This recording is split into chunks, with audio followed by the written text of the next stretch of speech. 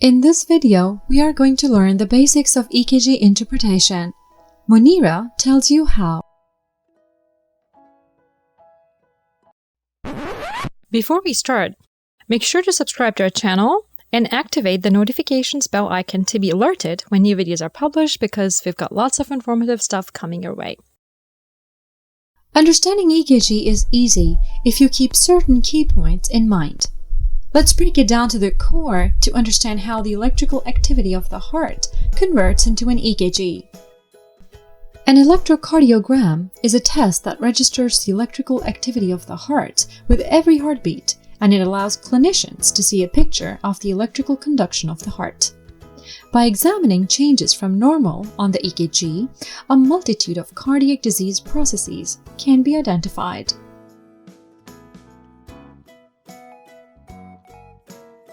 In very simple words, the trace on the EKG is the graphic representation of a positive electric impulse, which is action potential, commonly known as, traveling towards or away from an electrode attached to the positive input terminal of the EKG amplifier. If the depolarization wave approaches the positive electrode, an upright positive deflection will appear. And if the wave runs away from the positive electrode, a downwards negative deflection generates.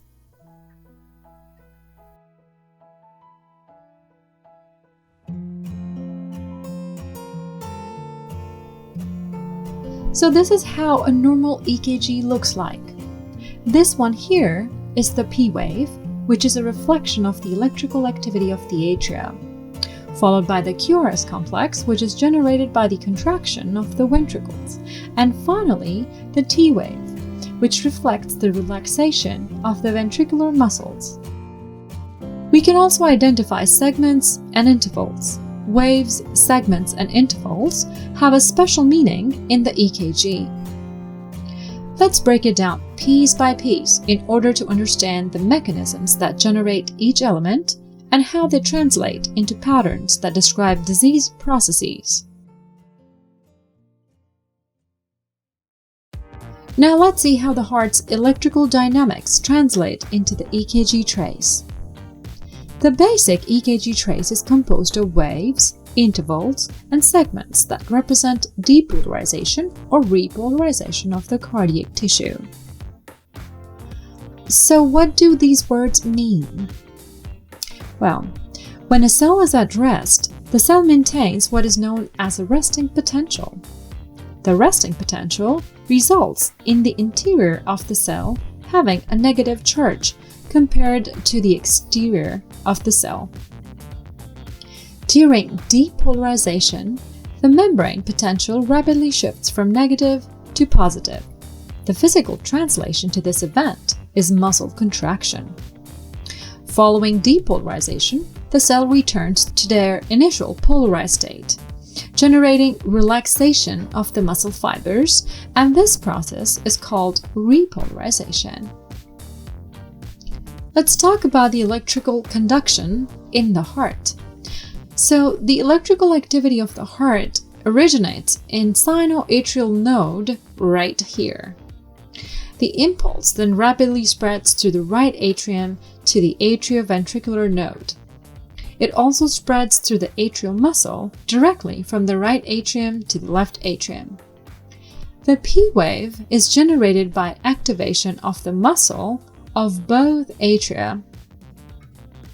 The impulse travels very slowly through the AV node, then very quickly through the bundle of His, then the bundled branches, the Purkinje network, and finally the ventricular muscle. The first area of the ventricular muscle to be activated is the interventricular septum, which activates from left to right. This generates the Q wave. Next, the left and right ventricular free walls, which form the bulk of the muscle of both ventricles, gets activated, with the endocardial interior surface being activated before the epicardial, which is the exterior surface, and this generates the R wave. Now, a few small areas of the ventricles are activated at a rather late stage. and this generates the S wave.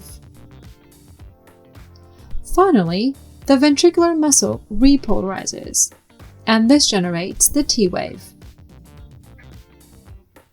Here, some important points to remember are the fact that the Q wave, R wave, or S wave don't necessarily appear in each lead in an EKG. People with healthy normal hearts may not show a Q wave or an S wave in any of the 3 bipolar limb leads 1 to 3. In this video, we learn how the electrical activity of the heart is represented graphically on the EKG. Now you know where each component originates. The next step will be learning how to interpret the rhythm and morphology of the EKG to determine rhythm and conduction abnormalities. But that will be the subject of our next video, so stay tuned for more, and thanks for watching.